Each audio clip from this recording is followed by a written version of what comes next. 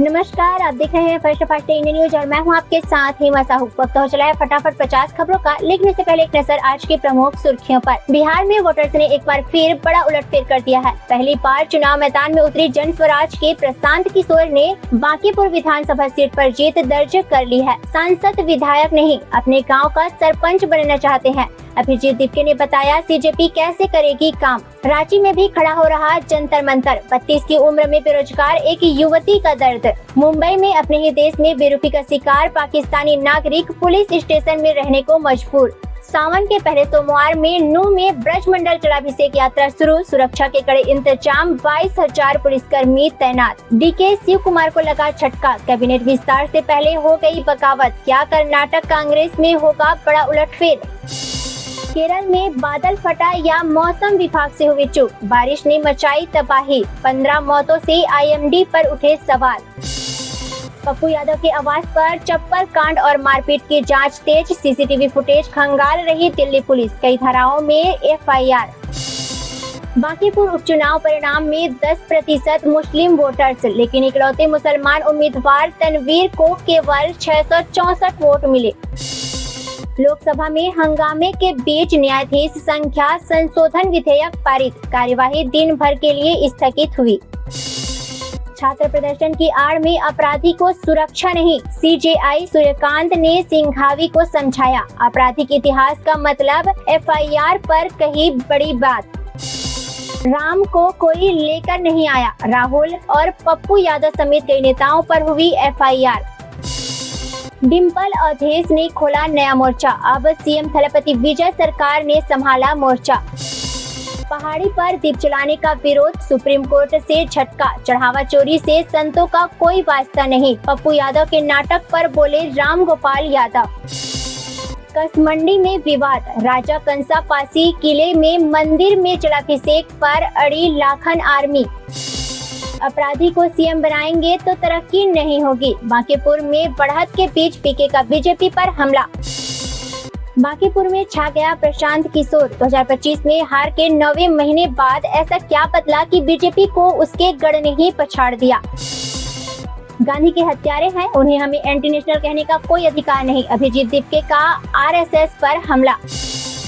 महिला टीचर पर चाकू के अनगिनत वार कर हत्या। सीसीटीवी में कैद हुई पूरी वारदात।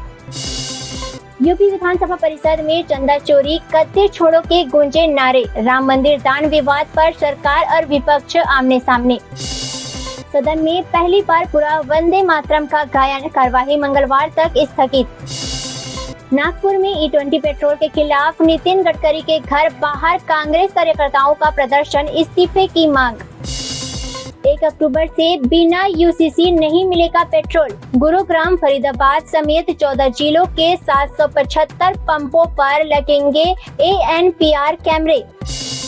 EPFO ने बदल दिया 10 साल पुराना नियम। 25,000 तक की बेसिक सैलरी पर मिलेगी पेंशन। वित्त मंत्रालय से मिली हरी झंडी।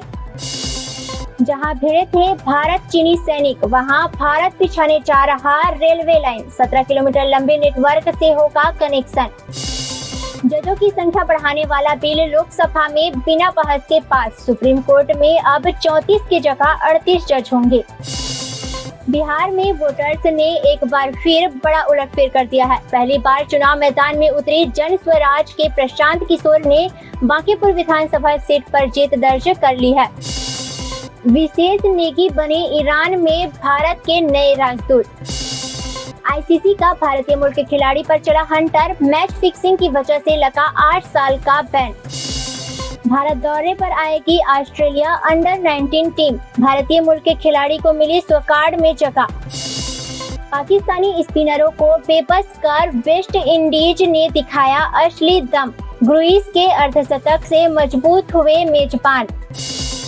उत्तराखंड में लैंडस्लाइड से हाईवे बंद। छत्तीसगढ़ में पुल टूटा। यूपी में सड़क पर नाव चली। वहीं राजस्थान में छत गिरने से 8 साल के बच्चे की मौत।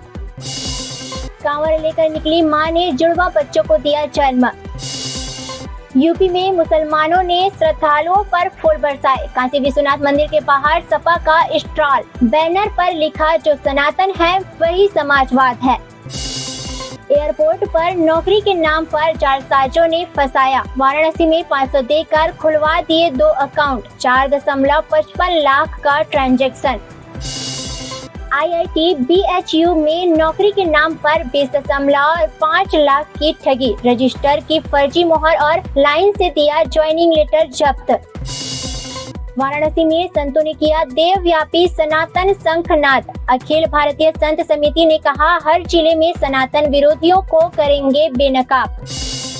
गाली देने वाले छात्रा के समर्थन में उतरी भूमि पेडनेकर, कहा रेप और जान से मारने की धमकी बर्दाश्त नहीं। PM का सपोर्ट कर ट्रोल हुई थी।